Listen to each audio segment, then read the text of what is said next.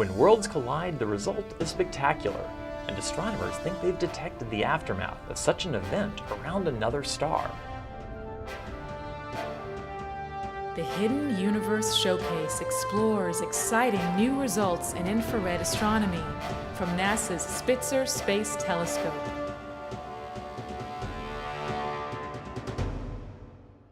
Nearly 60 years ago, audiences thrilled to the destruction of the Earth in George Pal's classic film, When Worlds Collide.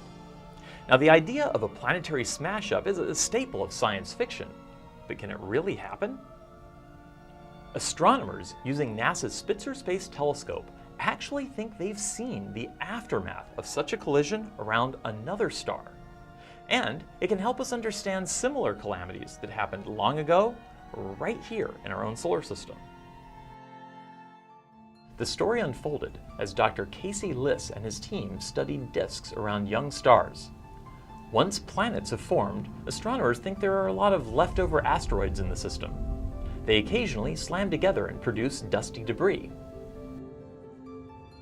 Spitzer's infrared spectrograph was designed to detect the faint glow from this material. By spreading the light out into its component colors, astronomers can look for the spectral fingerprints of different minerals. This way, we can actually determine the composition of disks around other stars. Our dusty star of interest is a faint speck known as HD 172555. It's about 100 light-years away and 12 million years old, which, compared to our 4.5 billion-year-old sun, is like a baby born a few days ago. Studying its spectrum, Dr. Liss and his colleagues realized they had found something very peculiar that they had not seen around other stars. Aside from the usual indicators of rocky rubble, they found features corresponding to tektite, obsidian, and silicon monoxide gas.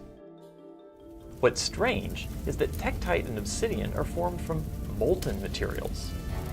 Tektites are hardened chunks of lava found around meteor impacts on Earth, and obsidian is volcanic glass. Vaporized rocks can form silicon monoxide gas. You don't get this kind of material by just smashing a couple of asteroids together. The evidence suggests something much more cataclysmic.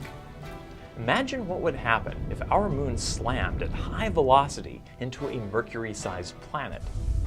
The resulting impact would eject a tremendous amount of molten material into space. As it cooled, it would likely form tektite, obsidian, and silicon monoxide gas, explaining the features seen in the HD 172555 spectrum. It is amazing to think that Spitzer may have caught the aftermath of such an incredible collision. But it's not the first time astronomers have speculated about world-shattering events. In fact, similar things may have happened right here in our own backyard. Mercury is a strangely dense planet compared to the other worlds in the solar system. Now, if it formed from the same stuff as Venus and Earth, why would it be different? A world-shattering impact could be the answer. When planets form, the lighter materials rise and denser ones sink to the core. Remove the outer, lighter layers, and you're left with a denser planet, once what's left cools off.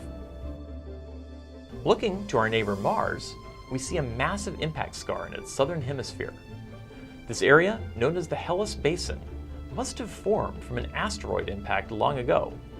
The resulting plume of molten material would have been blasted into space, some of it eventually reaching the ancient Earth.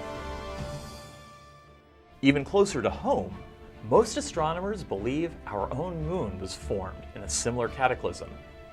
The theory is that a Mars-sized body grazed the still-forming Earth, generating a massive amount of molten debris.